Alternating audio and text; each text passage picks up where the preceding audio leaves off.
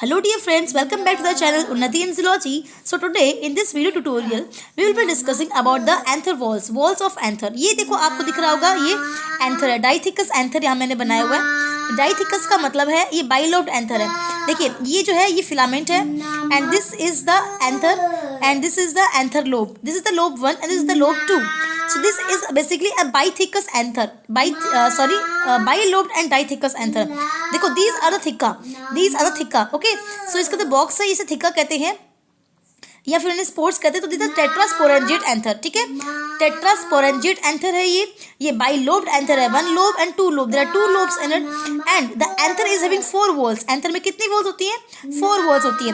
ठीक है, तो 4 वॉल्स कौन से होती है उनके बारे में अपन जान लेते हैं. देखिए सबसे पहले जो बाहर की लेयर आपको दिख रही है, जो देखो लाल रंग में दिख रही है आपको, this is the epidermis. First of all जो बाहर की लेयर होती है एपिडर्मिस होती है. ठीक है, उसके बाद सेकंड लेयर जो होती है उसके अंदर उसे कहते हैं एंडोथीशियम.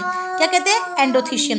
तो पहली लेयर एपिडर्मिस, उसके बाद दूसरी endothecium, third is the middle layer. ये देखो बीच में जो है ये देखो इसके बीच में जो यहाँ पर है ये पूरी ये जो बीच में है, पहली जो बाहरी बाउंड्री बनाती है एपिडर्मिस.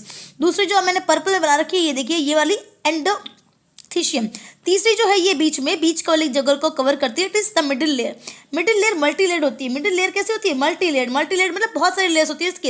एपिडर्मिस सिंगल है, एंडोथीशियम सिंगल है, लेकिन middle layer are many in number. There are many layers of the middle layer. ठीक है.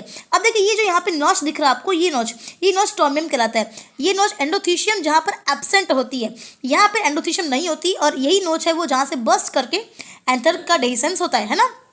ठीक है, तो देखो यहाँ लिखा है मैंने place to burst the anther. ठीक है, तो एंथर बर्स्ट करके डेhiscence of anther and pollen grains जो बाहर निकलेंगे वो यही जगह होती है जहाँ पर एंडोथीशियम नहीं होती है. ओके, जो इनर लेयर है जो ये ब्लैक में मैंने दिखा रखी है इनर लेयर, ये जो अंदर की वॉल है, wall of anther, this is the tapetum बोलते हैं इसका, है ना. Tapetum is a nutritive layer है जो इस पूरे के पूरे एंथर को, डेवलपिंग एंथर को क्या करती है? न्यूट्रिशन प्रोवाइड करती है. ठीक है, तो ये 4 लेयर्स ऑफ एंथर है जो अपन ने यहाँ पे डायग्राम में देखी है.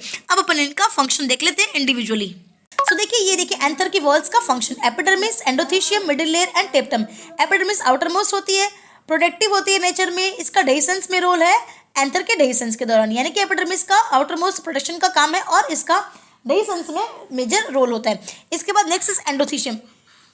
सेकंड है एंडोथीशियम सेकंड लेयर होती है जो अंदर की तरफ होती है. ये बनी होती है अल्फा सेलुलोज से. याद रखना, अल्फा सेलुलोज से बनी होती है, फाइब्रस लेयर होती है.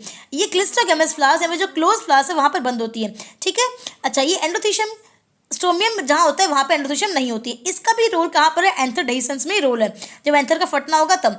मिडिल लेयर इज प्रोडक्शन के लिए होती है,